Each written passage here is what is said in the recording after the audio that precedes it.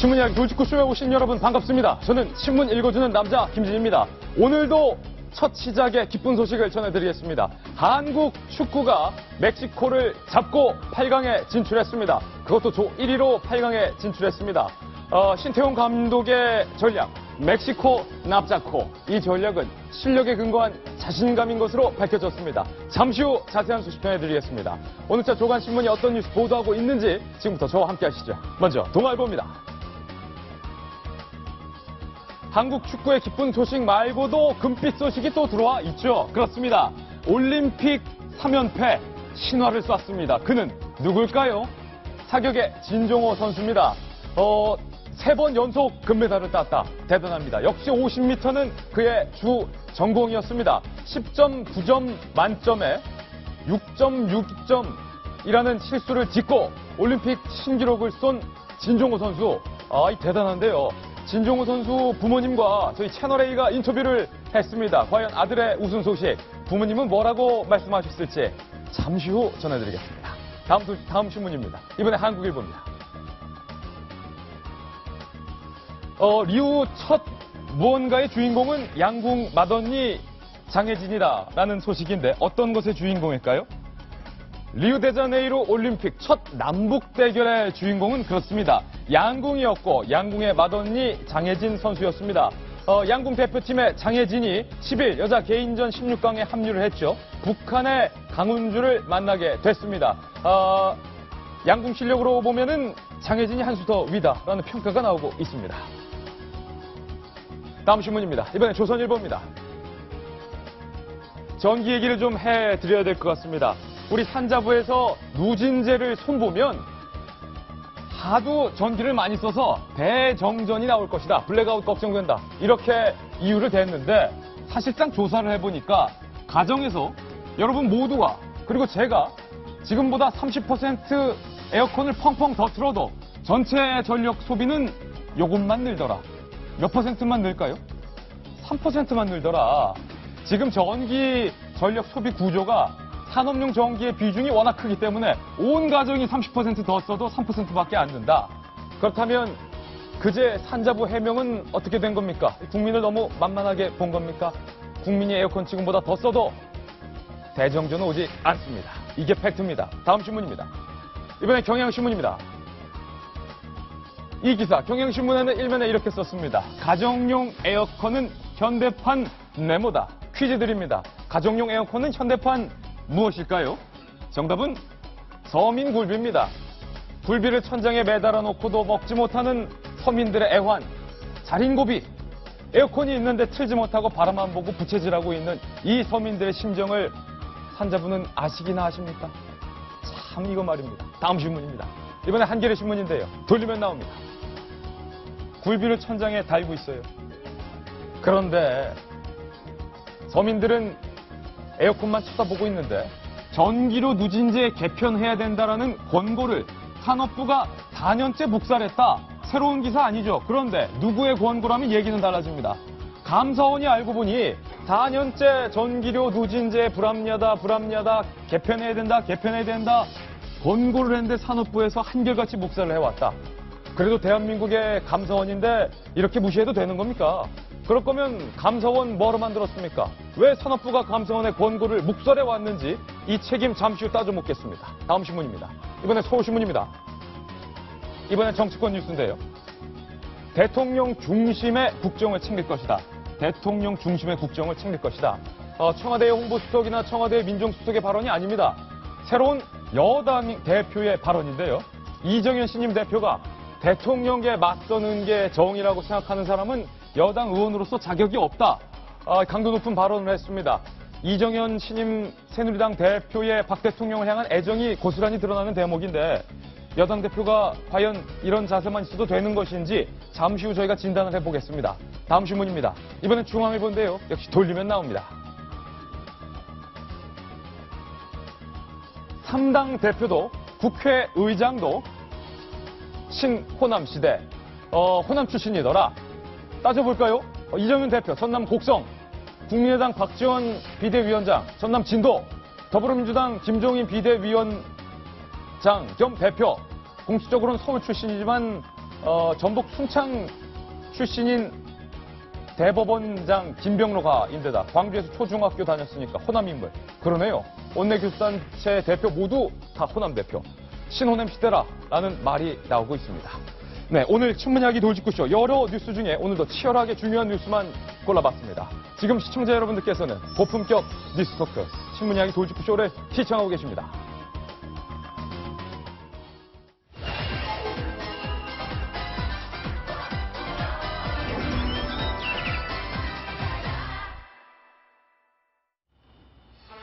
네, 오늘도 여전히 흥겨운 삼바 노래가 흘러나오고 있습니다. 최동호 스포츠 평론가와 오늘도 리오 올림픽 소식 함께 할 텐데, 최 평론가님, 예. 어제 저희 이 올림픽 소식 전해드리면서 분명히 내가 내일 올 때 금빛 소식 갖고 오겠다, 뭐 거의 호언장담을 했는데 그 공약 이루셨네요. 예, 금메달 1개 가지고 왔습니다. 역시 예. 기대했던 진종호 선수였습니다. 네, 진종호 선수가 금메달 딸 줄 어제부터 알고 계셨던 거군요. 알고 있던 건 아닌데 믿음이 갔던 거죠. 예. 왜 믿음이 갔었냐? 진종호 선수의 경험, 성실함을 믿었기 때문입니다. 그렇군요. 진종호 선수가 우리들의 기대를 배신하지 않았습니다. 그래서 오늘도 준비했습니다. 정규 돌직구 신문 2회의 리오 올림픽 신문 호외판을 오늘도 발행을 했습니다. 4가지 소식 준비되어 있는데 하나하나씩 살펴보겠습니다. 첫 번째 뉴스입니다. 돌직구 신문 호외판 리오 올림픽 특별판 첫 번째 뉴스는 신태용호가 쓰는 신기록 한국 축구 사상 첫 조 1위 1위로 8강에 진출했습니다.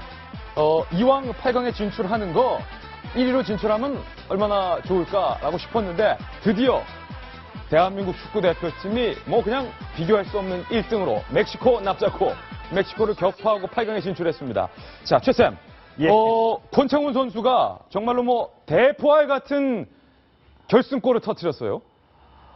예, 후반 32분이었었거든요. 이제 사실 오늘 멕시코전은 우리가 어려웠습니다. 왜냐하면 이 중앙 수비수죠. 이 센터백이었던 이 최규백 선수가 부상 때문에 빠졌기 때문에 후반 중반까지도 굉장히 어려웠던 경기였었거든요. 고전했던 경기였지만 예, 멕시코 입장에서 보면은 이 골 포스트를 때릴 정도로 불운한 예. 경기였는데 이 석현준 선수가 투입되면서 경기의 흐름을 좀 바꿨고요. 기어이 드디어 후반 32분에 이 권창훈 선수가 결승골을 뽑아냈습니다. 코너킥에서 뒤로 흘러나온 상황을 정확하고 빠르게 슈팅을 때렸죠.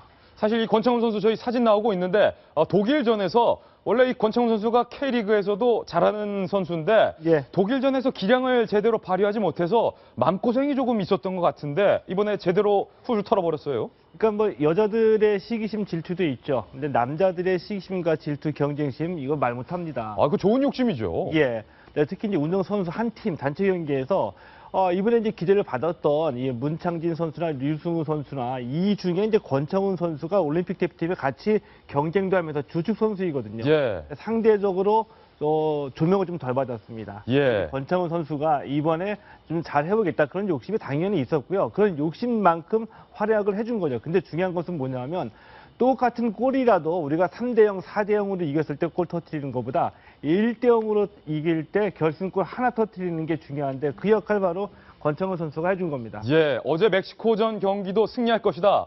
라고 예측을 하셨는데 어제 한 예언 2개 다 적중했는데 또 자칭 스포츠 전문가 윤태곤 실장님 우리가 조 1위로 진출을 해서 이제 온두라스와 8강전을 치르게 됐는데 만약에 우리가 조 2위였다면 포르투갈과 붙을 뻔했어요. 그러니까요. 우리 엊그제도 이야기했는데 이 한국 축구하면은 항상 고질적으로 따라온 게 경우의 수였습니까?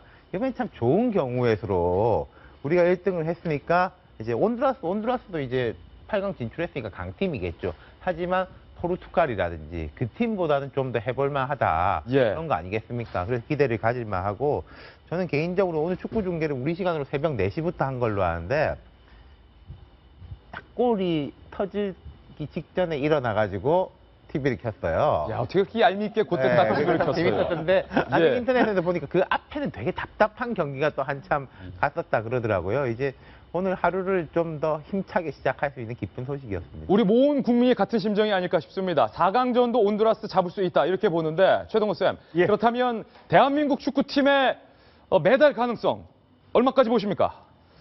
메달 가능성 50%라고 봅니다. 그러니까 이 메달에 충분히 도전할 수 있는 환경이 이루어졌습니다. 우리가 준비가 됐고요. 그 다음에 대진 운도 굉장히 좋습니다. 온두라스가 고마워요. 왜냐하면 D조에서 2위로 올라왔는데 아르헨티나를 제치고 올라왔거든요. 그러니까 아르헨티나를 피하게 막아준 셈이고요. 축구계뿐만이 아니라 단체 경기에서는 이런 격언이 있습니다. 수비를 잘하면 우승을 하는데 공격을 잘하면 승리할 뿐이다. 예. 이게 우리 팀이 지금 깊게 생각해봐야 될 문제예요. 근데 우리 이 수비가 관건이거든요. 근데 왜냐하면 신태용 감독의 고민입니다. 원래 뽑으려고 했던 수비수들을 우리가 뽑지 못했습니다. 와일드카드에서 노련하고 경험 많은 수비수 홍정호 선수를 데리고 올렸는데 협조가 이루어져서 뽑지 못했고요. 예. 오늘 경기에서 출전하지 못했던 최규백 선수 센터백으로 수비의 중심을 잡아줘야 되는데 빨리 부상이 나와서 8강전서부터는 뛰었으면 좋겠습니다. 수비만 잘 되면 우리 축구 대표팀 충분히 메달 노릴 수 있다라는 희망적인 가능성까지 진단을 해봤습니다. 리우 올림픽 호의 신문 두 번째 뉴스를 지금 바로 공개하겠습니다.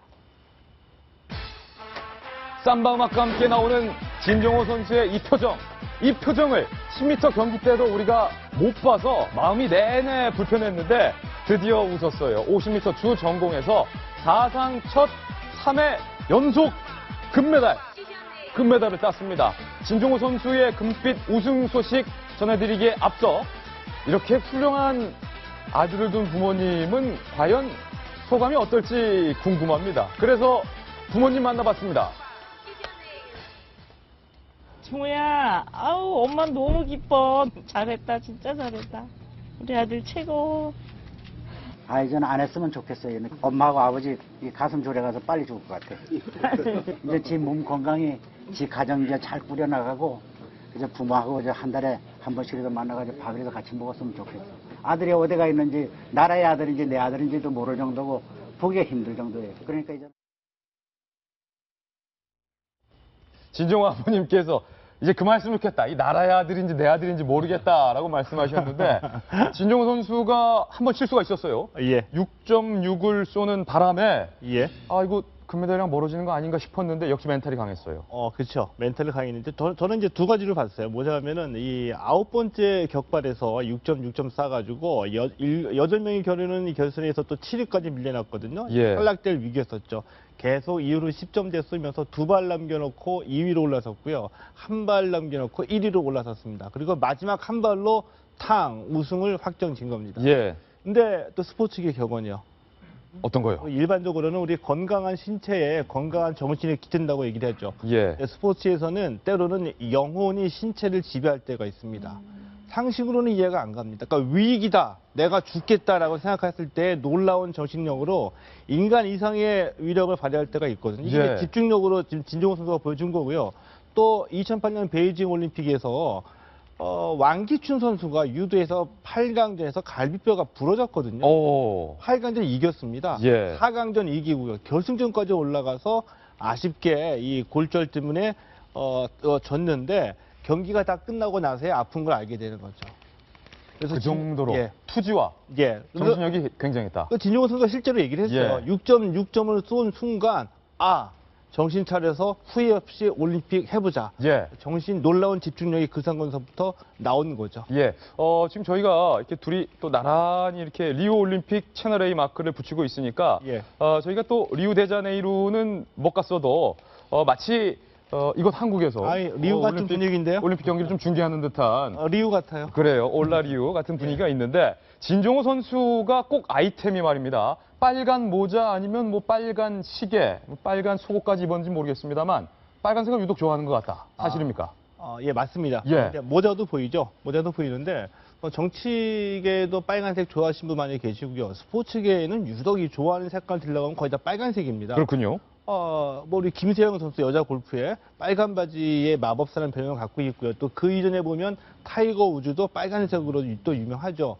보니까 중국인들이 흔히 좋아한다는 빨간색인 것 같은데 나름의 저런 어떤 징크스면 징크스고요. 좋아하는 부적 같은 역할을 하는 게 있는 게 좋습니다. 왜냐하면 내가 갖고 있으면 심리적인 안정을 취할 수가 있겠죠. 빨간 모자를 딱 썼을 때 그래 빨간색을 썼으니까 오늘도 잘 될 거야. 뭐 이런 겁니까? 예. 자기 암시, 자기 예. 주문.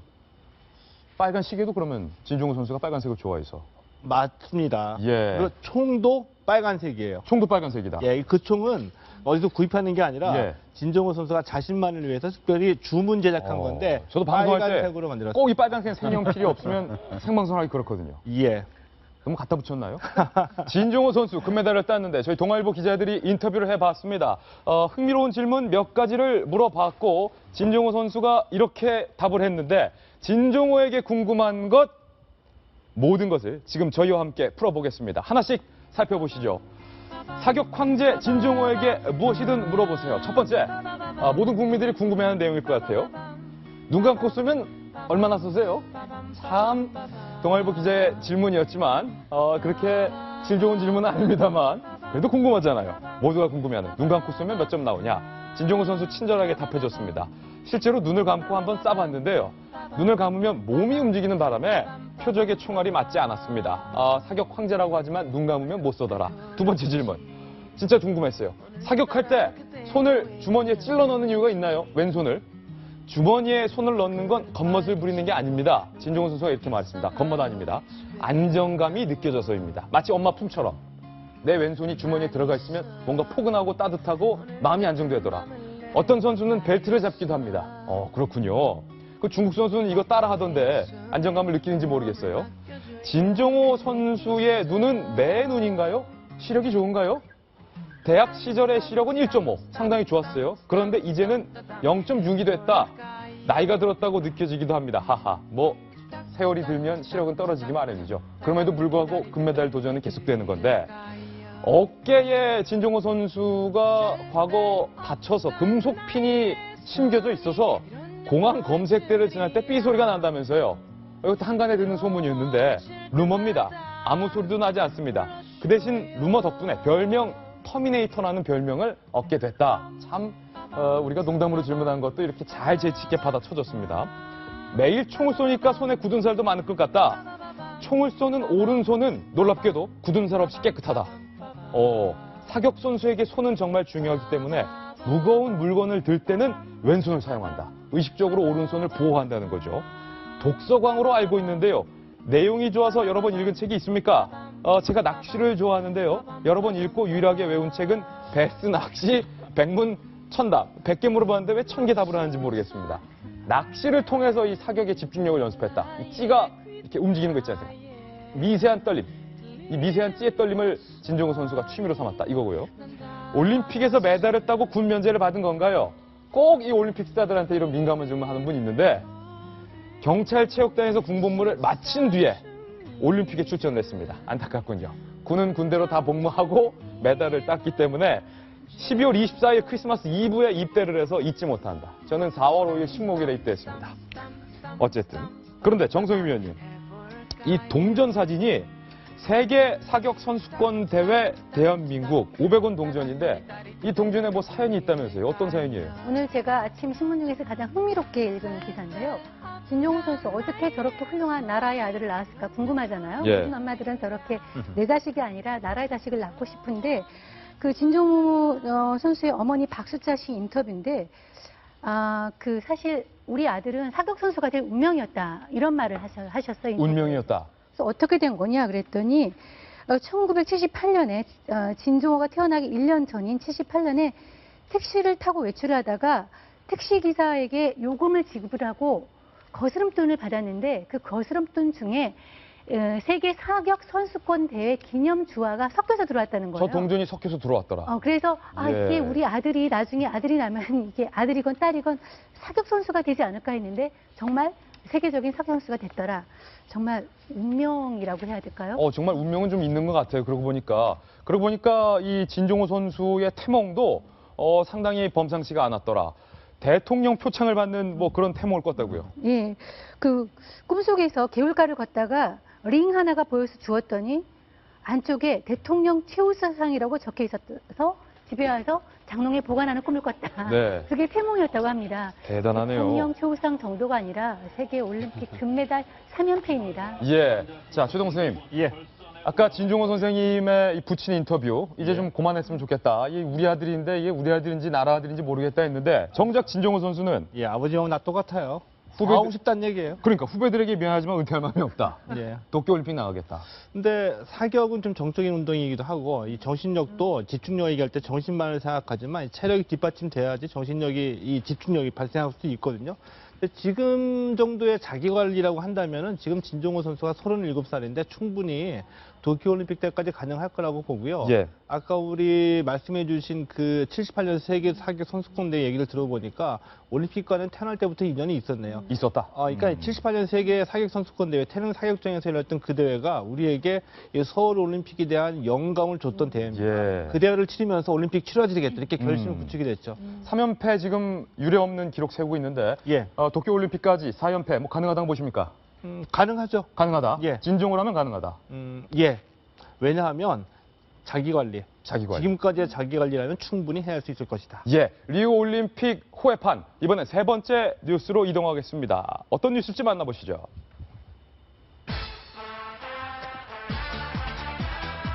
리우 올림픽 이모저모 모아봤는데 다이빙 경기장의 물이 단 하룻밤 만에 파란색에서 녹색으로 바뀌었다고 합니다. 이게 도대체 어떻게 된 일인지 오늘 한번 진단을 해봐야 될 것 같은데, 아니 지금 사진에서 보고 계신 것처럼 최동호 선생님, 예.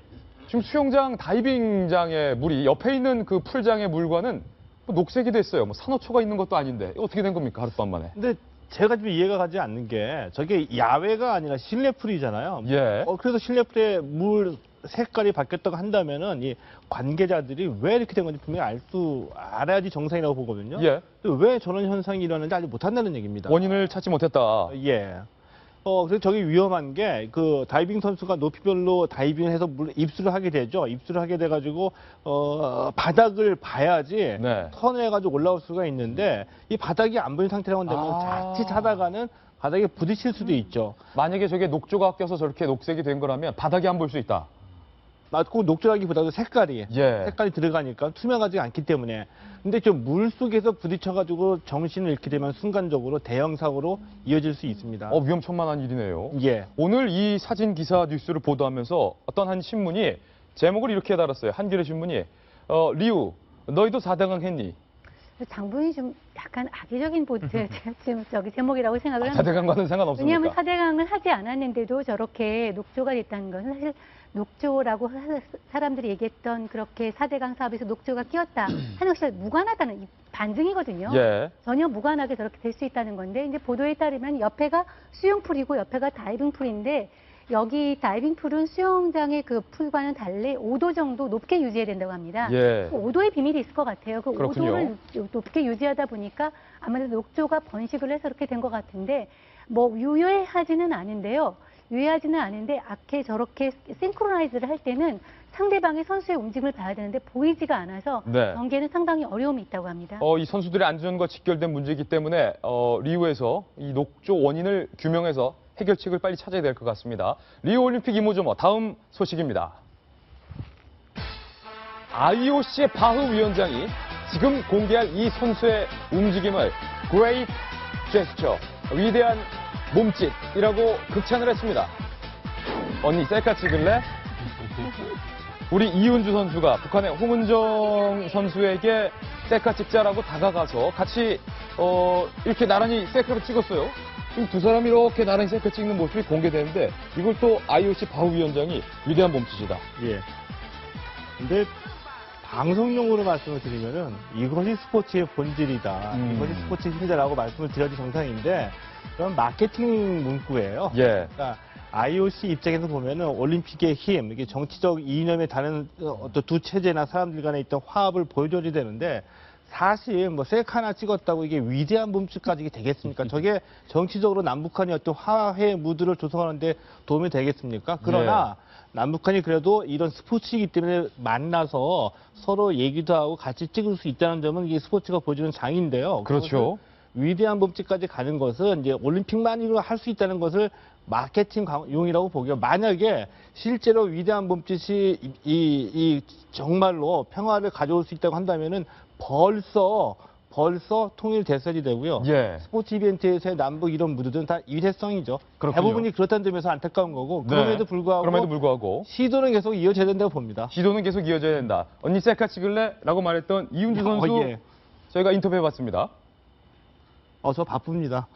다른 나라 선수들과도 같이 이렇게 교류도 하고 인사도 하는데 왜 우리는 안 되냐고 그렇게 생각해서 그냥 같은 조에서 같이 경기를 하게 되니까 같이 화이팅도 하고 하이파이브도 하고 만날 때마다 인사하고 그러고 싶어요. 아, 우리 이윤주 선수 정말 이 소녀 감성 천진난만한. 이은주 선수가요. 예. 원래 올림픽에 갈 선수가 아니었었어요. 아, 그렇습니까? 예. 이고임 선수가 있는데 막내거든요. 근데 예. 리우에 가가지고 현지에서 전지훈련하다가 부상을 당했습니다. 아하. 급하게 투입된 선수예요. 예. 지금 고등학생이거든요. 예. 역시 고등학생 소녀의 순수한 감성. 남들은 다 같이 찍는데 우리가 왜 못 찍겠느냐. 그 맞는 말이에요. 이런 감성. 예. 좋습니다. 예. 혹시 걱정인 게 윤태곤 실장님.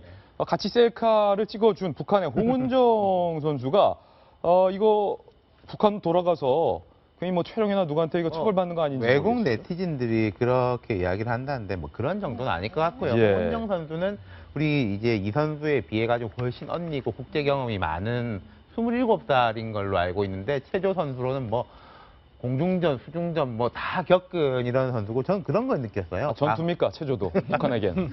과거에 왜 그 남북이 이제 탁구 단위 팀을 꾸려가지고 세계 선수권대 이제 지바 선수권대에 나갔지 않습니까? 이게 나중에 영화로도 됐었죠. 예. 코리아라는. 그때 이제 현정화, 남한의 이제 현정화, 북한의 이분이 이 선수들이 만날 때는 뭔가 지금보다 훨씬 비장하고 울면서 이제 맞아요. 언니 통일되면 만나요. 막 이렇게 했는데 저 선수들은 되게 밝잖아요. 이런 게 좀 바뀐 것 같고 그리고 북한도 그런 게 있는 것 같습니다.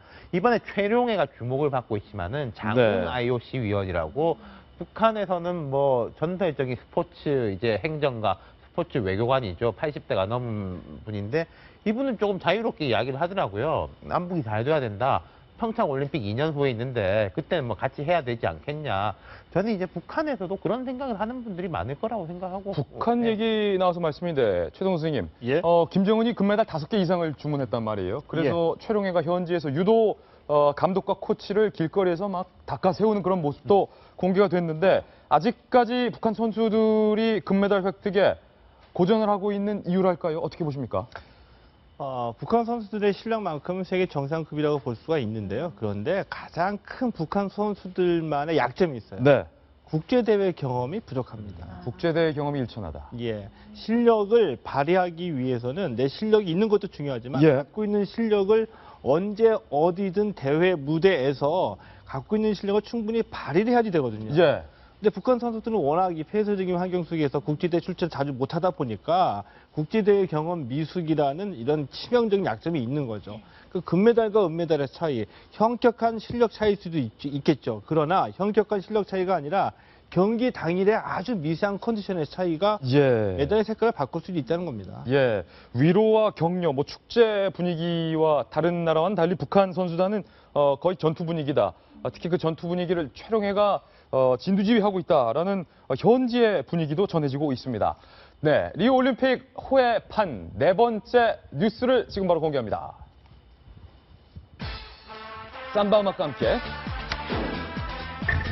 이 경기 주목하시기 바랍니다. 그리고 이 선수 주목하시기 바랍니다. 우리 골프의 안병훈 선수인데 안병훈 선수의 부모님을 보니까 어디서 많이 봤던 것 같은 마치 88 올림픽에서 언제 한번 봤던 것 같은. 맞죠? 맞죠? 예, 다 누굽니까? 아시죠? 88 서울올림픽 탁구 동메달리스트 안재영. 안재영. 지금 이제 우리 탁구 감독으로가 있습니다. 리우에. 예. 그리고 그의 부인은 탁구 스타 88 올림픽에서 은메달을 따냈습니다. 중국의 자오지민이죠. 자오지민. 그 당시에 국교가 수교 됐었어는 안 됐어요. 92년도에 예. 놀라운 사랑의 힘이에요. 자오지민과 우리 또 안재영 선수 이 두 선수의 결혼을 그때 당시에 뭐 국가가 나서서도 뭐 거의 권장하고 응원했던 그런 분위기였다. 뭐 그런 얘기도 전해오고 있는데. 그렇죠. 예. 그때는 제가 예. 지원 나가지 않은데요. 둘이 결혼 안 하면 폭동 날 것 같은 분위기였습니다. 예. 밤 12시까지 그때는 이제 파파라치라고 없었지만 기자들이 이제 한 컷을 잡으려고 하면서 다음날 둘이 어떻게 했다는 정보보고가 막 뜨고 그랬는데요. 예.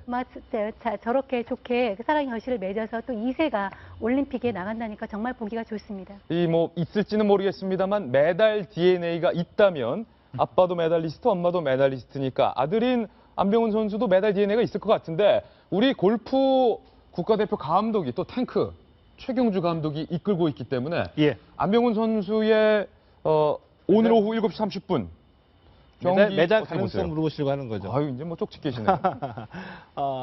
도전은 해볼만 합니다. 해볼만 하다. 근데 장담은 하기 어려워요. 근데 보통 이 PGA 대회에서 우승하기보다는 올림픽 대회에서 이번에는 우승하기가 훨씬 가능성이 높은 어허. 대회가 됐습니다. 왜냐하면 예. 탑 랭커들이 많이 출전하지 않았습니다. 예. 아빠 안재영 선수와 아들 안병훈 선수를 그래서 저희가 또 발빠르게 인터뷰하지 않았겠습니까? 예. 궁금하시죠? 예. 들어보시죠.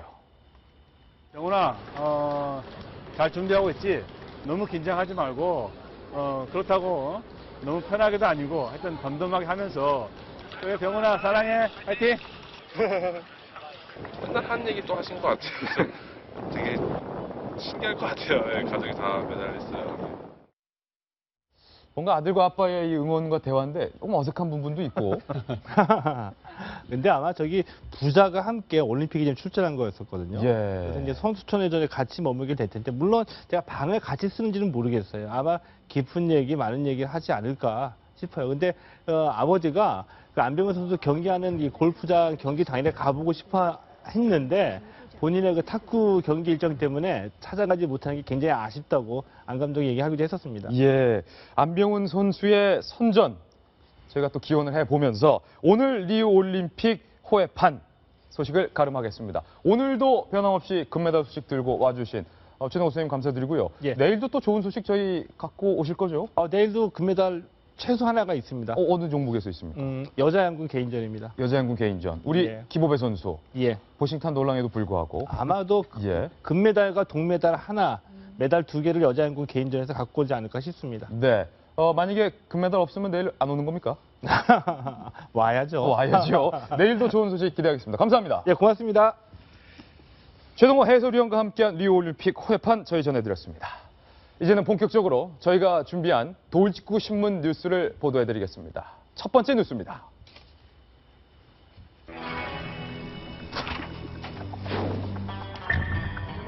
전기요금 성남 민심에 정부는 전기요금 누진제를 7월에서 9월 한시적으로 완화하겠다라는 방침을 밝혔습니다. 그런데 미봉책이다, 눈 가리고 아웅이다 라는 걱정과 비판의 목소리가 벌써부터 쏟아지고 있습니다.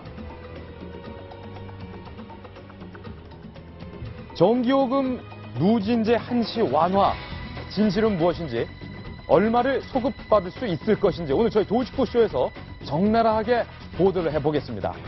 정성희 위원님, 정부와 여당이 결국에 이 성난 민심을 의식한 것 같아요. 7월에서 9월 한시적으로 완화를 하겠다. 근데 7월은 지나서 전기요금이 나왔으니까 7월분에 한해서는 뭐 소급 적용하겠다. 그럼 뭐 많이 그렇죠. 줍니까? 아니면 뭐 조금 줍니까? 굉장히 많이 될 것 같은데 작년에 사실 이 제도를 시행했답니다. 작년에 했었어요? 예, 저유가 때문에 상황에서 전기 요금이 인하되면 지금이 좋겠다 하는 그런 어떤 대통령의 의견에 따라서 작년에 했는데 작년 경우에 보면은 이렇게 해서 요금액이 얼마냐? 7,800원. 한 가구에 7,800원밖에 안 돌렸더라. 어떤 식으로 했냐면요. 지금 6단계 누진제 아니겠습니까? 6단계 누진제 중에서 사람들이 제일 많이 걸쳐져 있는 4단계 요금을 3단계로 낮춰주는 방식으로 했기 때문에 예. 실제로 절약되는 요금은 7,800원.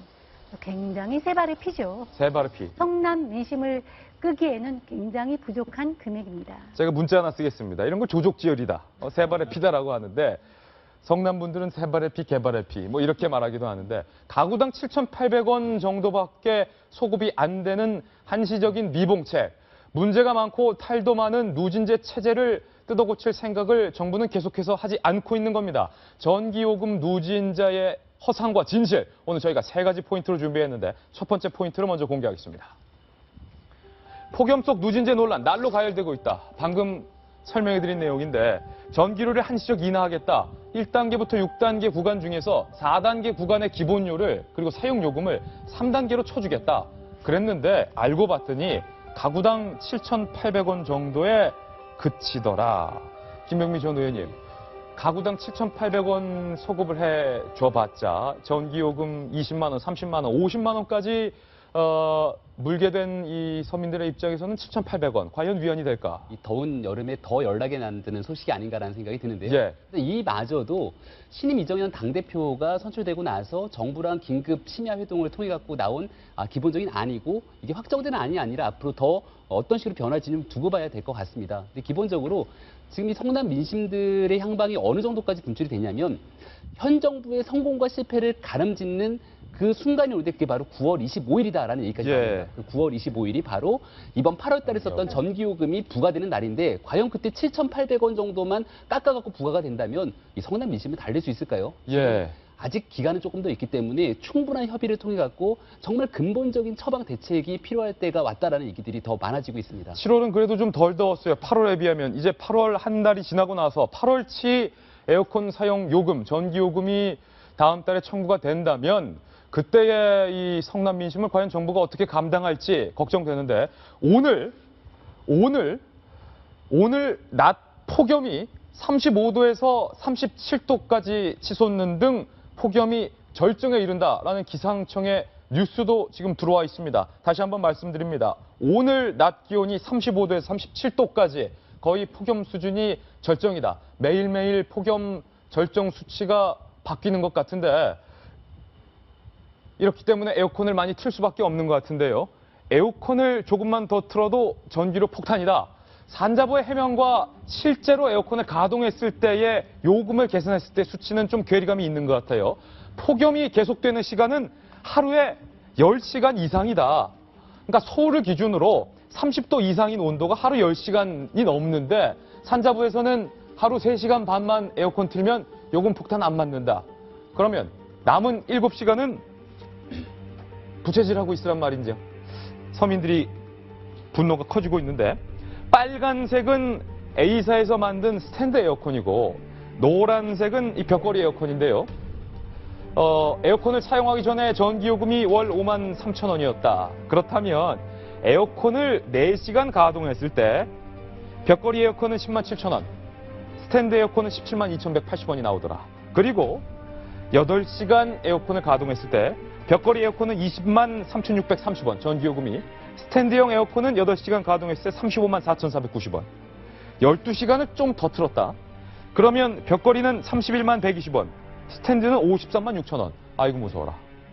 폭염이 지속되는 시간이 10시간이라면 집에 계신 분들은 10시간에서 12시간 사이 에어컨을 틀어줘야 된다는 얘기인데 31만 원 벽걸이, 스탠드 53만 원이다. 만약에 24시간 풀 가동을 했을 때 벽걸이는 62만 9,570원, 스탠드는 108만 2,130원인데 누진제를 한시 완화해서 7,800원 깎아줘도 여기에 간의 기별도 안 간다는 그런 얘기가 되고 있어서 더 논란이에요, 유 시장님. 그러니까 이제 서민 굴비 이야기 나오는 거 아닙니까? 에어컨만 보고 있더라. 모셔놓고 이렇게 선풍기 틀고 있다가 손님 오면 켜고 그런 게 제 개인적 경험을 말씀드리자면은 제 아내가 지금 임신을 해가지고 많이 불러 있어요. 집에 가면은 되게 미안해 하면서 오늘 에어컨 조금만 켰어. 참고 있었어. 뭐 이런 이야기, 뭐 나 잘했지. 나갔다 왔어. 이러는데. 밖에서 열심히 돈 버는 자기한테 미안하지만 내가 에어컨 조금밖에 못 틀었어. 네, 그러니까 참느라고 조금밖에 안 틀었다. 이러는데 참 뭐 저 걱정하지 말고 펑펑 틀고 있으라고 하는데 참 저희 집만 그렇게 했습니까? 다들이 그런 거 아닙니까? 지금 소개되는 게 그런 거잖아요. 뭐 애기 키우고 있는데 3시간만 켰다가 도저히 못 버티고 있어가지고 켰다라는 식으로 되는데 저는 제 목소리를 좀 높이길 별로 안 좋아하는 편인데 제 본질적인 문제가 이건 것 같아요. 무슨 우는 아이 달래기도 아니고 이렇게 난리를 치니까 한시적으로 7,800원 깎아주겠다. 뭐 제도를 하는 것도 아니고 그럼 내년은 어떻게 되냐 하면은 그때 가서 봐야지. 지금 이런 자세지 않습니까? 이게 너무 국민들을 우습게 보는 거라고밖에 말을 할 수가 없어요. 지금 사회적 합의라는 게 11.6배는 너무 심하다. 우리가 누진제를 안 하겠다라는 게 아니라 이 11.6배는 국제적으로도 그렇고 과거 이게 70년대 만들어지는 거니까 조금 낮추자. 그리고 6단계도 너무 그렇다. 한 예. 3단계 내지 4단계로. 저는 이 정도면은 국민들도 우리가 부담을 꽤 하겠는데 조금 낮추자는 건데 정부만 지금 오불간언이지 않습니까? 예. 그건 뭐 상식적으로 이해가 안 되네요. 상식적으로 이해가 안 되고 이 국민들의 수준을 상당히 우습게 하는 거다. 그냥 조금 요금 깎아주면 한시적으로. 그럼 내년 가서 또 한번 이야기해보자. 이런 식이니까요. 예. 그래서 지금 인터넷 언론상에서는 시민들의 댓글이 소개가 되고 있는데요. 전기요금 누진제를 손보겠다는 공약을 들고 나온 사람을 무조건 대통령 뽑을 것이다. 뭐 성남 민심의 파도가 이 지경에 이르렀다라는 댓글도 나오고 있습니다. 전기요금 누진제의 허와 진실 두 번째 포인트입니다. 산자부에서 이런 해명을 했었습니다. 3시간 반만 벽걸이 에어컨을 하루에 지혜롭게 사용하면 전기요금 폭탄 없습니다. 그거 잘 알지도 모르는 사람들이 전기요금 폭탄 같은 얘기하고 다니는 겁니다. 라는 식으로 발표를 해서 오늘 한 조간신문 기자가 정말로 실험을 해봤습니다. 하루에 3시간 반만 딱 에어컨을 켰는데 윤 실장님, 에어컨 끄자마자 5분 만에 도로 온도가 32.3도로 치솟았더라. 그러니까 저희 집도 그런데 요즘 온도 보시는 분들은 다 알지 않습니까? 이 3시간 반을 켜라는 이야기 자체가 별로 합리적인 이야기가 아니고, 그리고 3시간 반 켜면 된다라는 게 제가 볼 땐 이래요. 그 국민들의 소비 패턴을 보고 나온 이야기가 아니라 어떻게 하면 전기세가 제일 작게 나온가에 맞춰가지고 계산을 해보니까 3시간 반이라는 숫자가 나와가지고 이제 산자부에서 3시간 반을 뭐 권장 시간으로 정한 거 아니겠습니까? 지금 이제 옷에다가 못 맞추라는 거고, 이 옛날에 뭐 저 프로크로세트 이름도 복잡한 그 침대가 있지 않습니까? 예. 그 침대에 이제 발이 길게 나오면 발 자르고 발이 이제 모자람 늘려가지고 맞추는 건데, 지금 이제는 우리가 이렇게 해서 맞추고 살아야 될 때는 아닌 것 같아요. 예. 뭐 OECD 국가, 가입 국가, OECD 가입 국가 하는데 국민들이 1970년대에 이 누진제가 생긴 이후에 경제 발전, 산업 발전을 위해서 이 정도면 많이 희생했거든요. 네. 이숙현 칼럼니스트.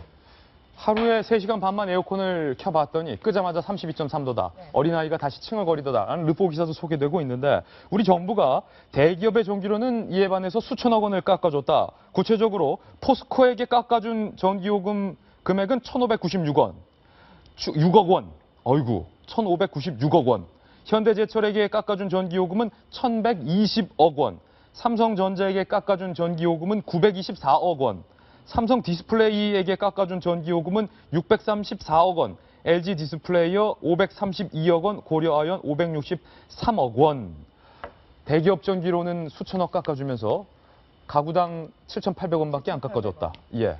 제가 저번에 뭐 사드 얘기하면서 왜 그런 말씀 드렸잖아요. 사과를 받고 나서 더 기분 나쁜 경우가 있다. 이게 정확하게 이번에도 마찬가지가 아닌가라는 생각이 드는데요.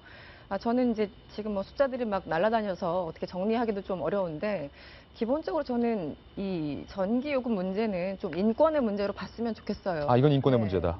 이게 하루 3끼를 먹던 사람한테 하루 2끼를 먹으라고 할 수 없는 거고, 그리고 한겨울에 뭐 영하 10도, 20도 내려가는데 전기장판 하나로 버텨라. 사실 이런 거랑 똑같은 맥락이거든요. 그러니까 물론 이제 겨울에 추위를 견디는 것과 여름에 더위를 견디는 것은 뭐 신체적으로 어떤 뭐 차이가 있는지 정확하게는 모르겠지만, 결국은 이걸 인권의 차원, 그리고 기본권, 생존권의 차원으로 받아들이지 않기 때문에 네. 저렇게 숫자 날만 하는 겁니다. 전형적인 그 행정이죠. 행정주의에 빠져 있는 공무원들의 어떤 전형적인 행태인데, 일단 굉장히 좀 비판받아야 마땅하다고 생각을 하고요. 예.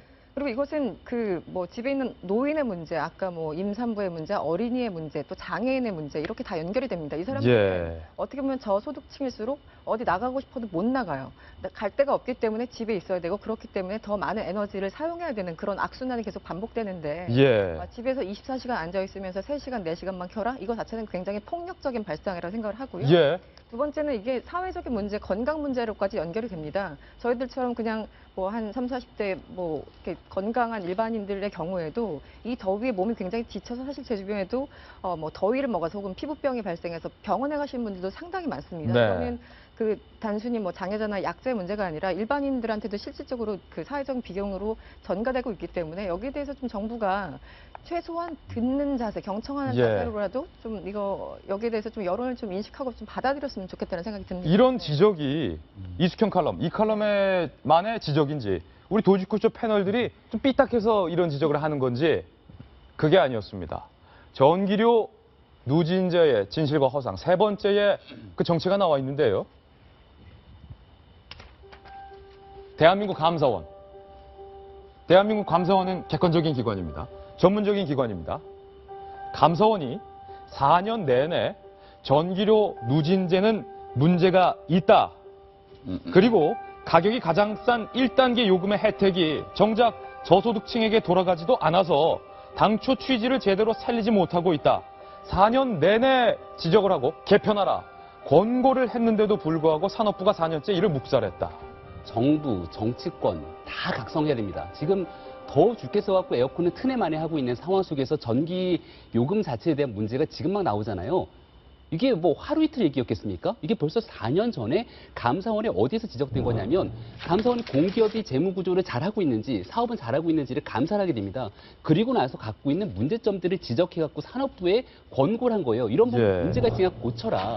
그중에 크게 두 가지를 지적할 수 있는데 첫 번째는 과거와 다르게 전기 수요량이 굉장히 많이 늘었다는 겁니다. 그럼 늘어난 수요량에 맞게 이 전기 요금 제도를 개편해야 될 거잖아요. 저는 어떤 생각이냐면 최근 들어서 많은 사람들이 핸드폰 메시지 받을 겁니다. 조금 더우면은 폭염 경보 계속 울리잖아요. 예. 과거보다 조금 더 많아지는 것 같아요. 왜냐하면 지구 온도가 상승하면서 맞아요. 굉장히 많은 도시화 현상으로 인해 갖고서는 더워지는 건 더 많아지는데 그러면 폭염 경보를 울리면 국민들이 대처하는 건 당연히 에어컨을 켜야 될 것 아닙니까? 그럼 거기에 맞춰 갖고 바뀐 수요량에 맞게 이 누진제 요금 제도를 개편해야 되는데 4년 전에 지적한 사항들을 산업부가 받아들이지 않았다? 굉장히 충격적인 상황이고요. 예. 두 번째는 진짜 조금 더 충격적인 게 얼마 전에 이런 얘기들이 한번 대한민국 여론을 들끓게 만드니까 산업부가 내놓은 해명이 바로 이겁니다. 지금 현재 있는 전기요금 누진제 제도는 가진 자들, 그러니까 소위 말하는 부자인 사람들이 이거를 누진제도를 개편하게 되면 그 사람들만 혜택을 보게 된다. 현재 누진제도는 결국은 저소득층에게 득이 되는 제도다라고 얘기를 했는데 감사원에 내세운 결과를 보니까요. 이게 바로 1단계에서 혜택을 받고 있는 저소득층이 전체 100 중에 6%에 불과하다고 객관적인 수치로 증명을 해놨습니다. 감사원이 이렇게 다 말해줬는데 산자부는 왜 그런 기자회견 그저께 한 겁니까? 그렇게 얘기를 했다라는 부분들은 저는 얼마 전에 있었던 교육부의 민중은 개돼지다라고 발언했던 나양욱 기획관 기억나실 건데 그분 말실수 하나 때문에 어떻게 됐죠? 파면당했습니다. 이러한 사건보다 훨씬 더 국민들이 기망한 행위라고 생각하는데 거기에 대한 사과 해명 반드시 필요하다고 생각하고 지금 8.15 광복절 전후로 해갖고선 박근혜 정부 마지막 개각이 있을 거다 없을 거다 얘기하는데 산업통상자원부에 대한 개각 지금까지 있었는지 없었는지 계획 잘 모르겠지만 진지하게 고민하고 검토할 때다라는 얘기를 좀 드리고 싶습니다. 산자부의 그저께 이 대국민 기자회견 설명 내용도 감사원이 밝힌 것과 사실관계가 어긋나더라. 이 점에 대해서 분명히 짚고 넘어가야 될 것 같아요. 정 의원님 어떻게 보세요? 그렇죠. 이제 산자부가 이 들끓는 인심을 잘못 알고 이제 3시간만 키라고 하는데 뭐 그래서 뭐 많은 국민들이 그럼 장관만 우선 3시간 켜보고 하면 견뎌보라 이런 아, 장관부터 3시간만 켜라. 그렇게 나오지 않습니까? 그런데 저는 이제 여기서 이런 거 지적하고 싶어요. 아까 우리 이숙현 기자가 얘기했죠. 김진 앵커가 얘기했나? 삼성전자가 얼마, LG디스플레이가 얼마 깎아줬다. 그 사람들이 깎아가지고 만든 제품이 뭐겠습니까? 에어컨입니다. 아, 그렇군요. 그럼 백색 가전이에요. TV 이런 거 만듭니다. 그렇게 만들어서 싼 전기요금을 이용해가지고 만든 제품을 국민들에게 팔아요. 기업은 끝입니다. 근데 그 국민들은 그걸 보고 아까 굴비처럼 쓸 수가 없어요. 바라만 보는 거예요. 그러니까 이게 뭐냐면은 어떤 우리 사회가 어떤 경제 개발을 하면서 우리나라가 경제 개발을 하면서 국민 개개인의 삶을 희생으로 해서 기업이 커왔다는 것이죠. 이제는 이 문제가 전기요금이 4단계냐 5단계냐 6단계냐 이런 문제가 아니라 이제 국민들이 이제는 우리도 살겠다. 이제는 우리 국민들도 기업이나 나라를 위해서 희생하지 않겠다. 이걸 보여주고 있는 것이거든요. 그래서 이게 이제 7월부터 9월까지 3개월간 전기요금을 한시적으로 인하하는 것이 아니라 이제는 국민들이 어떤 국가에 대한 요구와 가치관을 변했다. 그걸 담아서 원점에서 새로 설계해야 될 시점이 왔다는 걸 분명히 말씀드리고 싶습니다. 이 전기요금 누진제의 허상이 산업부의 설명은 이것은 저소득층을 위한 것이다 라고 주장을 했지만 실상은 전혀 그렇지 않다는 사례가 벌써 오늘 조간신문에 보도가 되고 있는데요. 저소득층이고 인형을 포장하는 것을 생계로 삼고 계신 분이고 지체장애 2급을 앓고 계신 하영곤 씨가 단칸방에서 이제 생계를 이어가고 계시는데 단칸방에 있을 때는 단칸방의 특성상 더 습하고 더 더울 수밖에 없기 때문에 그리고 또 하루 종일 집안에서 인형 포장으로 생계를 유지하셔야 하기 때문에 오히려 에어컨을 더 많이 켤 수밖에 없습니다. 초고층 바람 시원한 초고가 아파트에 사는 분들은 오히려 에어컨을 덜 틀어도 되는데 지하 단칸방에서 반지하에서 사시는 분들은 에어컨을 더 킬 수밖에 없는데 생계 때문에 그리고 미세먼지 때문에 지난달 나온 전기료가 41만 원을 못 내고 있다. 미세먼지 때문에 반지하에서 죽을 힘을 다해서 일을 하고 공기청정 기능과 냉방 기능을 켤 수밖에 없는데 먼지가 워낙 많이 날리니까 나의 월 소득의 절반가량을 전기료로 내는 게 말이 되느냐 라고 항변을 하고 있는 그런 인터뷰가 오늘 보도되고 있고요. 뭐 장애인들뿐이나 뭐 저소득층뿐만이 아닙니다. 3살 배기 아이를 키우는 주부 이모 씨는 산자부 권장한 에어컨 사용 시간 3시간 반만 사용 후 끄자마자 아까 말씀드렸던 것처럼 32.3도다. 정부 말대로 에어컨을 쓰다간 애 잡겠다는 생각이 들었다. 산자부의 설명은 이 전기요금 현재 누진제가 사회적 약자와 그리고 저소득층을 위한 것이다라고 설명하고 있지만 현실은 이렇다는 거예요. 사회적 약자와 저소득층, 장애인들, 반지하에 사시는 분들이 오히려 더 전기요금 소득의 절반, 41만 원을 못 내는 그런 상황이 나오고 있다. 이 괴리감 어떻게 설명해야 됩니까? 누구 탓입니까? 이게 저는 그런 생각이 들어요. 사실 가진 자들이라면 대안이 있습니다. 더우면 호텔 가서 자면 되죠. 옛날에 제가 우면산 산사태가 빵 터져갖고 저희 집이 한 보름 정도 정전이 된 적이 있어요. 그 엘리베이터도 안 되고 진짜 물도 안 나와요. 그러면 어떻게 되냐? 가진 자들은 다 호텔방으로 가서 잡니다. 근데 진짜 가진 것 없는 어르신들 같은 경우는 전기가 끊기고 물이 안 나오는 상태에서 그냥 촛불 켜고 버티는 거예요. 그러니까 지금 있는 이 에어컨 누진제 상황 속에서도 더워 죽겠는데 가지지 못한 자들, 사회 취약계층이라고 하는 사람들은 어쩔 수 없이 버팁니다. 버티면서도 할 수 없이 지금은 이 폭염에서 에어컨 틀 수밖에 없다라면 내가 가진 소득, 전 재산에 가진 소득의 거의 절반 가까이를 전기를 내면서도 살아가는 거죠. 이런 부분들을 개편하자고 하는 국민들의 목소리가 뭐 잘못된 겁니까? 저는 여기에 대해서 한시적으로 단순히 요금을 조금 인하해 주는 것들은 정말 앞서 정성 의원이 얘기했듯이 진짜 미봉책에 불과하고요. 이제는 요금 체제 개편할 때가 충분히 됐고 거기에 대해서 국민들이 하는 얘기 목소리도 좀 귀담아 들을 때가 되지 않았나 생각합니다. 저희가 다음 돌직구 신문에 작은 하단 기사 하나를 준비했는데 이 기사를 좀 소개해 드려야 될지 말지 순간 고민이 들었는데 소개하겠습니다. 더운데 더 열받으실까 봐. 한전이 상반기 이익이 6조 원을 돌파했다. 그런데 클린카드라는 이름의 이 법인카드가 한전 내에서 있는데 이 클린카드는 불건전 업소 이용을 봉쇄하기 위해 만든 법인카드라고 합니다. 그런데 한전 임직원들이 이 여성 종업원이 나오는 술집에서 이 클린 카드를 펑펑 썼더라. 이 칼럼.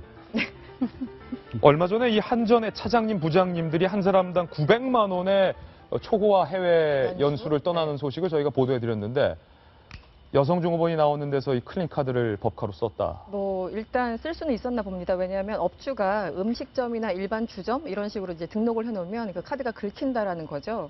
근데 일단 이 사람들이 얼마나 썼는지 확인해봤더니 예를 들어 이런 거예요. 지난 2013년 11월 이때는 뭐 에어컨이 필요 없을 때였긴 했네요. 이 당시 모 차장이 법인카드에서 33만 원을 결제했는데 삼성동에 있는 모 술집이었다고 합니다. 그리고 이제 자체 감사를 벌인 결과 이제 이런 것들이 드러났는데 서민 한 달치 전기 요금에 해당하는 한 34만 원 금액을 여성 종업원이 나오는 술집에서 썼군요. 네, 그리고 또 어떤 사람은 또 역시 차장 명의 카드였는데 지난 2014년에 수서동에 위치한 주점에서 또 역시 38만 원 정도. 그래서 이제 왜 지금 2013년, 14년 이쪽을 제가 말씀을 드리냐면 지금 예전에는 삼성동에 있었고 지금 이전했잖아요. 그래서 이제 그 당시 사람들이 얼마나 썼는지 당시 특정 기간을 조사해서 법인카드가 어떻게 쓰였는지 조사를 한 겁니다. 사실 열 받죠. 우리는 지금 한 푼 아끼느라고 끙끙 거리고 있는데 그 돈으로 이제 법인카드로 저희 가서 시원한 술집에 앉아서 38만 원, 40만 원 아마 뭐 양주 한 병씩들 드신 것 같아요. 그래서 이제 법인카드가 얼마인가 봤더니 한전의 직원 수는 2만 명이 조금 넘는데 법인카드가 13,000여 장. 그러니까 뭡니까? 이 2명에 1명씩 갖고 있는 겁니까? 그래서 왜 이렇게 많느냐? 법인카드를 왜 이렇게 남발하느냐고 했더니 공식적으로 쓰는, 이제 한전 측의 해명을 이렇습니다. 공식적으로 쓰는 건 따로 있고 실질적으로 우리가 일반적으로 생각하는 그 법인카드는 한 17%밖에 되지 않는다라고 설명을 듣는데도 계속 덥네요.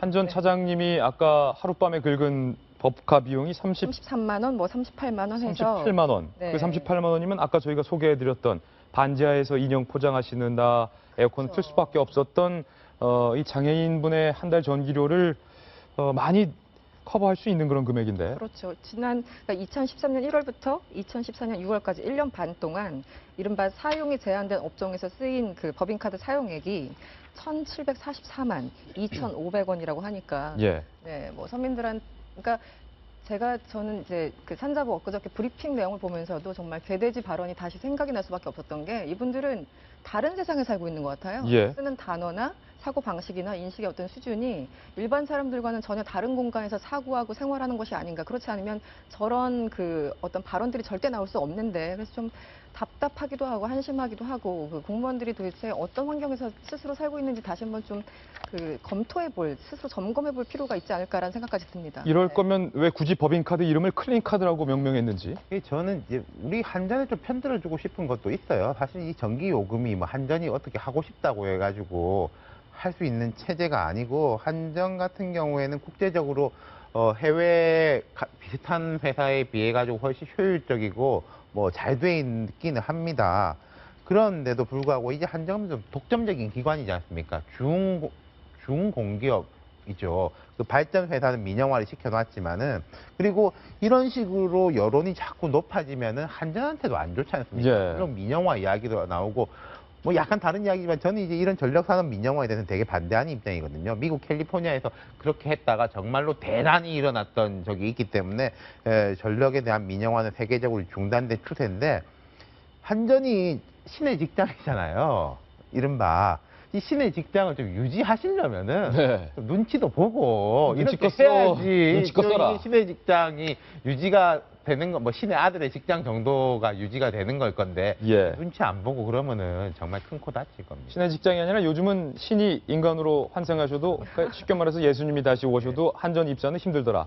뭐 그런 말도 나오고 있는 한전 아닙니까? 그래서 이제 요거는 공공기관의 비효율 문제니까 좀 다르게 봐야 될 것 같고, 이 이제 감사한 것도 2013년, 2014년도니까 그 한전이 뭐 현대차에 팔리기 전의 사안이니까 사실 이런 방만한 경영이 한전의 적자를 가중시킨 요소라고 이제 볼 수도 있을 것 같습니다. 그렇지만 사실 이제 이것도 오늘 뭐 카드 얘기 나왔지만 앞으로 이제 김영란법이 시행이 되면은 이거 자체가 이제 완전히 한전이건 아니건 다 없어지기 때문에 이거에 대해서는 한전이 요즘 비판을 받다 보니까 한 것이지 뭐 이거 전력 요금과 막 기본적으로 뭐 바로 관계가 있는 문제는 아니지만 우리 사회가 이제 깨끗해지면서 이런 문제는 다 이제 좀 사라질 걸로 예상이 되고요. 아까 약간 편들어주겠다고 얘기했는데 똑같이 얘기해서 한전도 조한희 사장 인터뷰를 보면은 자기들도 누진제 개편에 대해서 지지를 하고 계속 요구를 했는데 역시 이제 산자부가 틀어지고 있다는 것이죠. 오늘의 이거는 산자부는 집행기관이고 이제 산자부가 좀 국민의 목소리에 귀를 열어야 될 것 같습니다. 예, 산자부는 도대체 어느 나라 산자부인지 되묻고 싶습니다. 전기요금 누진제에 대한 이야기 폭넓게 다뤄봤습니다. 종소리가 들리면 돌직구쇼의 코너 속의 코너, 이름하여 사회탐구 영역이 등장할 시간이 왔다는 얘기입니다. 오늘도 변함없이 사회탐구 영역 저희 세 가지 준비해 봤습니다. 첫 번째 사탐 영역을 지금 바로 공개합니다.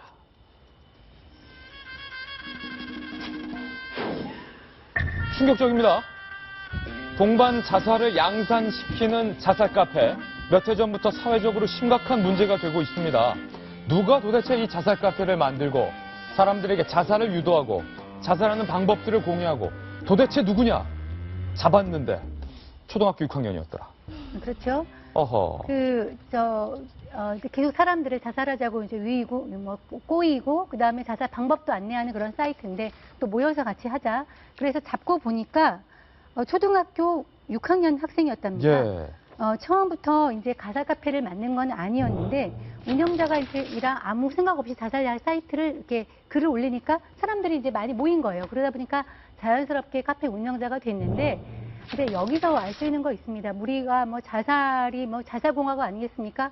OECD에서 자살 그 건수가 제일 많고요. 1위고 그러긴 한데 사실 이렇게 혼자 자살하기는 무서우니까 뭐 방법을 안내하거나 같이 하자고 모이는데 사실 실체를 알고 보면 이렇게 철없는 아이들이라는 거 사실 자살 카페뿐만은 아닙니다. 이렇게 우리가 인터넷에서 그럴듯한 정보로 위장돼가지고 사람들이 꼬이는 거 알고 보면은 초등학생입니다. 저는 초등학생이라고 안 그러고 초딩이라고 하는데요. 초딩과 초등학생은 사실 유전자가 틀립니다. 아, 그렇습니까? 예, 초딩은 아무 생각이 없는 애들이거든요. 그건 초딩이고. 예, 그런데 가서 보면 그런 경우가 많기 때문에 현혹되지 말라는 말씀을 하고 싶습니다. 예, 사실 얼마 전에 이 초등학생 한 명이 스스로 목숨을 끊었고, 뭐 학업 환경도 굉장히 고됐고 또 교우 관계도 안 좋아서 초등학생이 어떻게 스스로 목숨을 끊었냐, 많은 사람들이 깜짝 놀라했는데 자살 카페 운영자도 초등학생들이라 연관짓는 그런 움직임도 좀 있던데. 그렇습니다. 사실 제가 이제 자살 예방협회 회장을 인터뷰한 적이 있는데요. 예.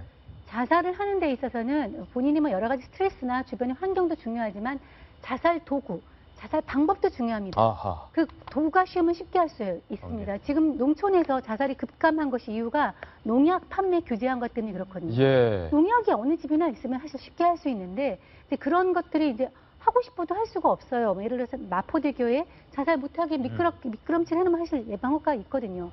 그러다 보니까 사람들이 쉽게 알 수 있는 방법을 얻기 위해서 이렇게 카페 같은 데 가는데 이런 거를 이렇게 하다 보면은 얻게 되는데 알고 보면 저렇게 초등학생이더라.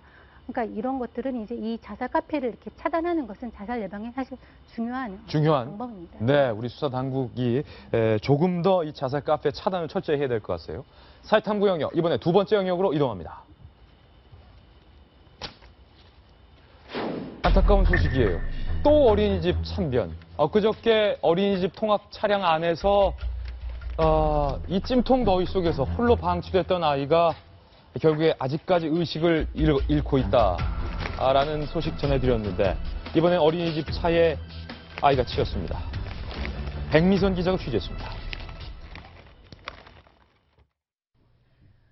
어린이집 마당에 서 있는 어린이.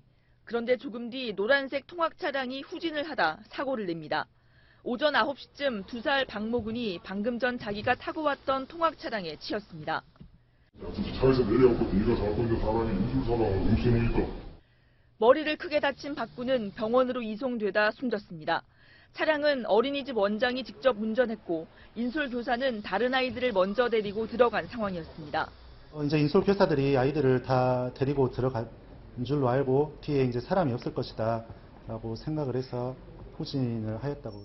경찰은 인솔교사가 왜 박군만 혼자 마당에 남겨놓았는지 조사하고 있습니다. 지난달 29일 유치원 통학버스에 방치됐던 4살 어린이가 의식불명 상태에 빠진 데 이어 불과 10여일 만에 다시 발생한 어이없는 사고. 어린이를 보호해야 할 통학 차량이 오히려 어린이를 위협하고 있습니다. 채널A 뉴스 백미선입니다. 김주현 의원님, 개인적으로 2딸 쌍둥이 아빠인데 아이들이 이제 어린이집 다니고 있죠. 다니고 있는데, 예.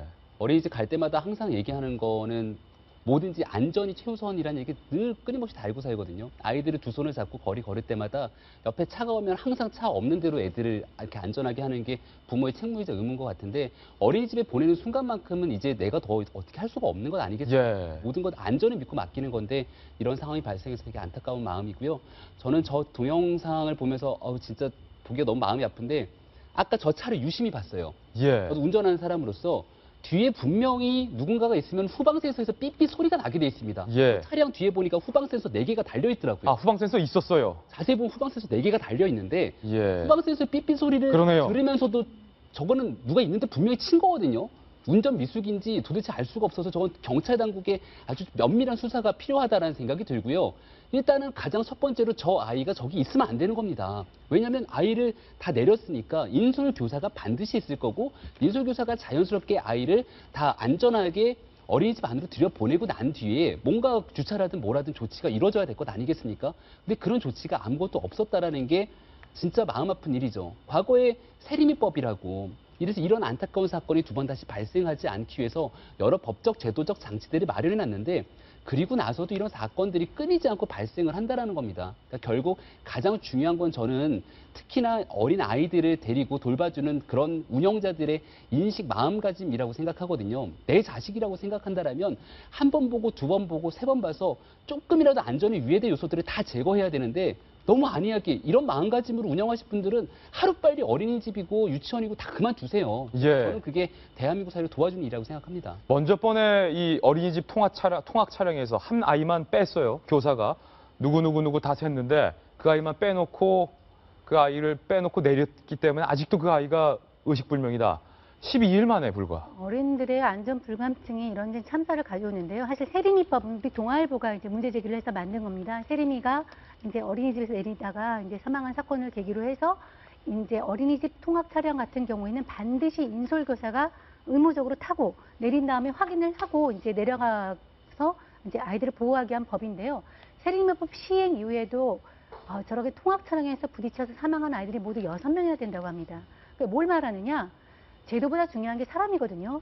제도가 아무리 그럴듯하게 갖춰져 있어도 사람 하나하나가 그 안전을 끝까지 지키지 않으면 이런 사고가 나타나는 거예요. 사실 세리미법 이전에도 사고가 있었고 이후에도 사고가 있습니다.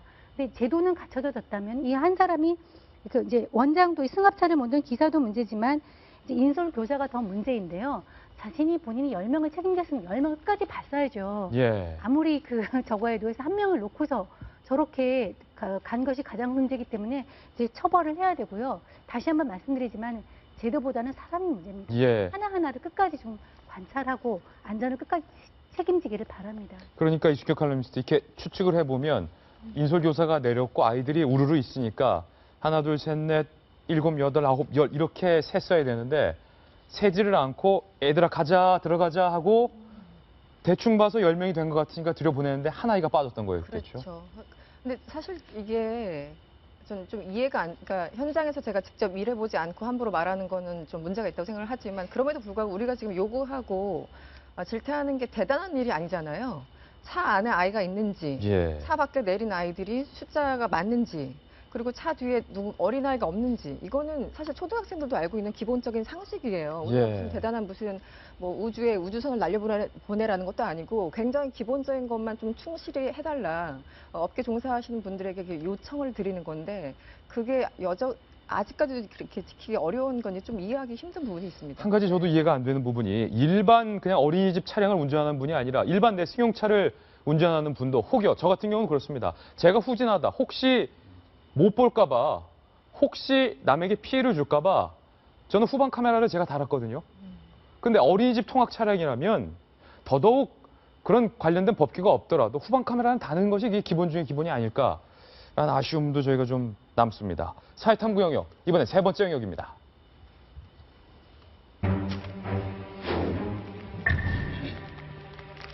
도박빚 몰린 소방관이 안성 부부 살인범이었습니다.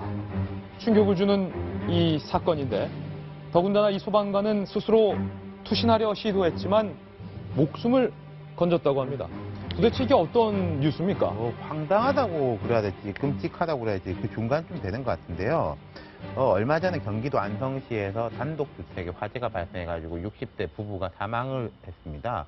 화재 사건으로 보았는데 이 사람들의 이 시신을 보다 보니까 흉기에 찔린 자국이 있었다는 거예요.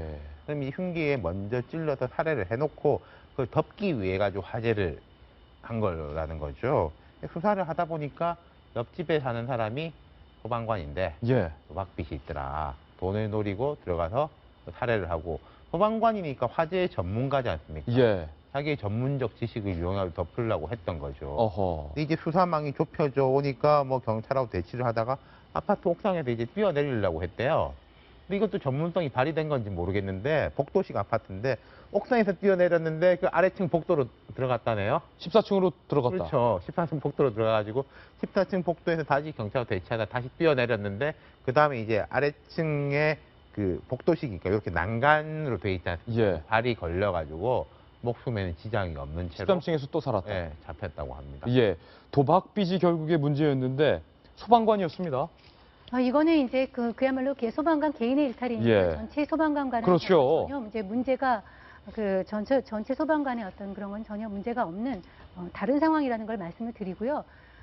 우리가 다시 이제 공무원과 뭐 공직자, 경찰의 인성과 이런 거에 대해서 얘기하고 있지만 공직자는 이제 최소한의 자기 어떤 삶에 대해서 어떤 책임감을 가져야 되는데 저렇게 도박에 연루되면은 뭐 공무원이나 일반인이나 저렇게 이제 극단적인 상황에 몰리면 강도로 돌변을 해서 덮기에 뭐 불을 지르고 이런 상황까지 오게 되는데 이제 공직자들의 어떤 근무 기간, 공직 기간 뭐 이런 거 다시 한번 점검해야 될 것 같습니다. 사실은 얼마 전에 안성 이 전원주택 부부 사망 사건 왜 이 집에 불이 났는지, 왜 이 부부가 사망을 했는지, 화재 원인이 무엇인지 온갖 미스터리였던 그 사건이었죠. 저도 그래서 어저께 이 기사를 보고 깜짝 놀랐어요. 처음에 제목만 보고는 소방관 얘기가 나오고 이래 그 사건이랑 전혀 연결이 없었거든요. 게다가 두 부부가 이제 전원주택을 예쁘게 지어놓고 거기 가서 살기 위해서 얼마나 이제 막 아기자기하게 꾸며놨던 모습들을 보고 은퇴 이후에 그런 꿈들이 다 누구나 갖고 있지 않습니까? 전원주택에 가서 새 삶을 살아봐야지 하는 그 두 부부의 꿈을 무참하게 짓밟은 거예요. 아니 돈이 필요하면 왜 사람을 죽입니까? 진짜 도박비 못 갚으면은 뭐 하다 못 갚으면 파산 조치 취하면 되는 거 아니에요? 그리고 나서도 법적으로 취해야 될 게 있으면 감옥을 가면 되는 거고. 그 왜 이렇게 진짜 다른 사람들의 삶을 무참히 망가뜨린 이분 같은 경우에는 또 이런 분들은 본인이 자살하려고 해도 목숨을 끊지 못했던 것 같은데 오히려 저는 죽지 않은 게 다행이라고 생각하고 평생 속지 않은 마음으로 좀 사셨습니다. 맞습니다. 있어서는 안 될 끔찍한 사건이 벌어졌습니다. 저희는 광고 후에 오늘의 피날레 기사로 돌아오겠습니다. 잠깐만요. 어제 저희가 깜짝 금메달 소식 첫 소식으로 전해드렸었죠. 바로 펜싱 에페 종목에서 박상영 선수의 이 정말 드라마 같은 역전 금메달 소식이었습니다. 그런데 기적 같다라고 말했었던 그의 역전 금빛 찌르기에는 다 이런 노력이 있었던 거였습니다. 오늘의 피날레 기사인데요. 박상현 선수가 9대 13으로 뒤진 상황에서 3라운드 시작 전에 구석에 앉아 있어서 뭔가 중얼중얼 외우는 모습이 잠깐 저희 취재진들의 모습에 잡혔습니다. 바로 저 모습인데 사진을 확대해 봤는데 뭔가 중얼중얼 너무 급해. 침착하게 수비부터 신경 써. 그래, 넌 할 수 있어. 할 수 있어. 할 수 있어. 할 수 있어. 끊임없이 주문을 외웠던 박상현 선수의 저 짧은 자기만의 시간이었습니다. 3라운드에 올라선 박상현 선수는 최후의 반격으로 한 점만 찔려도 지는 상황에서 내리 5점을 상대의 칼을 막아내고 공격을 성공시켜서 금메달을 따낸 기적 같은 일이 벌어졌는데 이 박상현 선수의 자기 주문을 보면서 많은 국민들이 용기를 얻고 있습니다. 한 네티즌은 이런 글을 남겼는데 너를 보고 나를 본다. 그래서 힘이 난다. 정말 감동적인 메시지를 전해준 박상현 선수가 아닐 수 없습니다. 많은 국민들이 가정 형편이 넉넉하지 않은 박상현 선수가 포기하지 않고 승리를 거머쥔 것이 끝까지 자기 암시를 하면서 난 할 수 있어. 난 할 수 있어. 주문을 걸었던 이 스토리에 감동을 받고 있어요. 그렇죠. 아까 이제 글을 보니까 에너지가 TV를 통해서 본인한테 뿜어지는 것 같아서 나 취업 그렇게 많이 실패했지만 다시 도전할래. 그런 것들 봤거든요.